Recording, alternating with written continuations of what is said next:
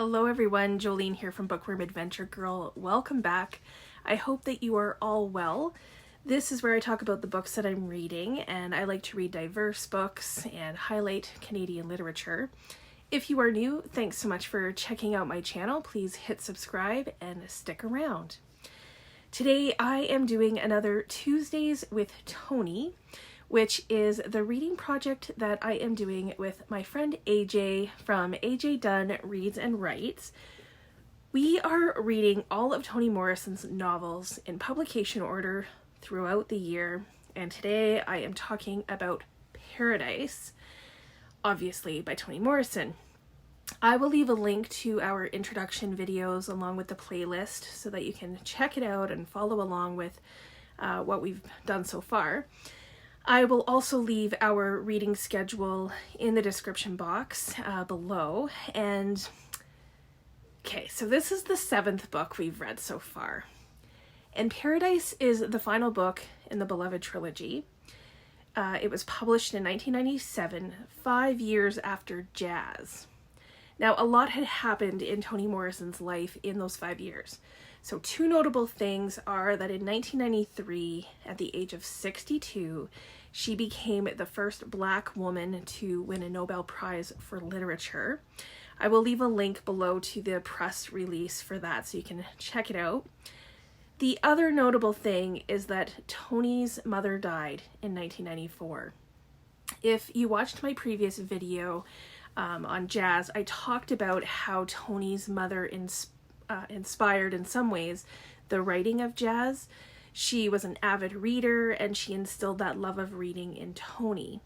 And in the foreword of Paradise, Toni talks about her grandfather and how in a time when it was nearly impossible for Black people to learn to read, he learned to read. And she also mentions how her mother joined the Literary Guild in the 1940s. So those, to me, are two very significant influences. So if you've been following along, then you might expect that for Paradise, the 7th book that Toni published, that I am going to gush about it in a similar way than I did with the previous 6. But unfortunately, that is not the case, because Paradise and I didn't get along nearly as well. It's interesting how differently I feel like from her debut, The Bluest Eye, to where we are currently with Paradise. I will leave a link below where Toni talks about both of those books. So Paradise begins similarly to Toni's other books. The first line grabs your attention. It begins, "They shoot the white girl first." It then does what Toni does so well in all of her other books. There is this immediate sense of place. The story begins in 1976, and we are dropped into the action of men with weapons searching a convent looking for 5 women who lived there. And I was immediately engaged, wondering what was happening. Why do these men want to kill these women? You know, what's up with this convent? And then you get some backstory that is revealed about the community of Ruby. So Ruby was founded by 15 families. It was an all-Black, isolated community, and it was named after the first person who died in this new town.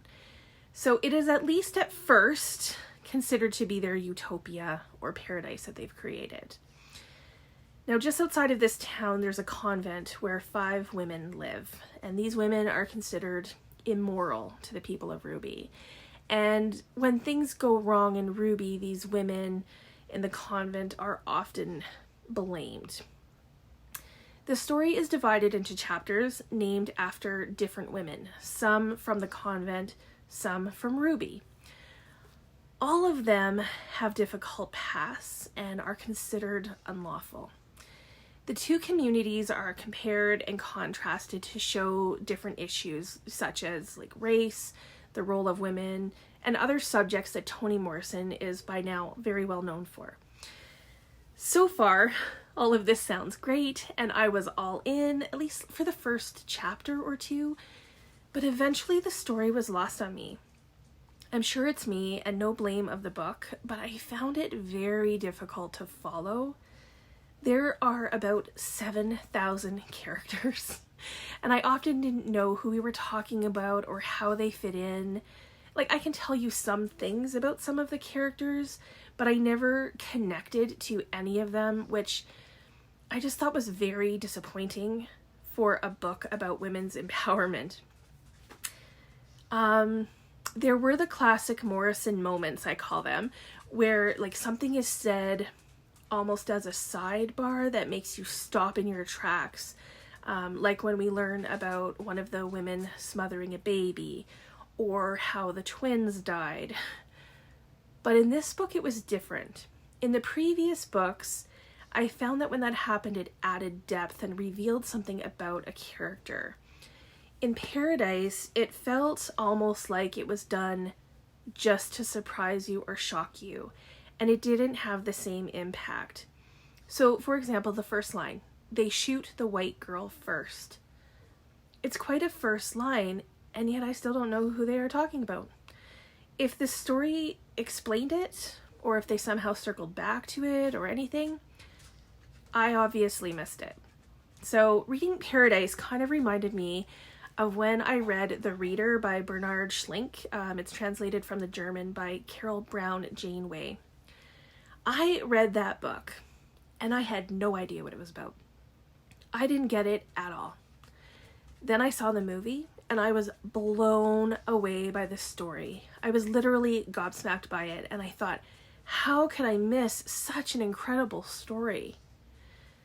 Because what I have learned so far by reading 6 other novels by Toni Morrison, I feel like there is probably an amazing story here with lots of layers and meaning, but somehow, because of the way that it was told, it was lost on me. And I also wasn't able to make the connections to the other 2 books in the trilogy in the way that I had hoped. So this one for me was a disappointment, and I'm hoping that the next book will be better. The book that we are reading next is Love. So I will be back again on September 19th to talk about Love.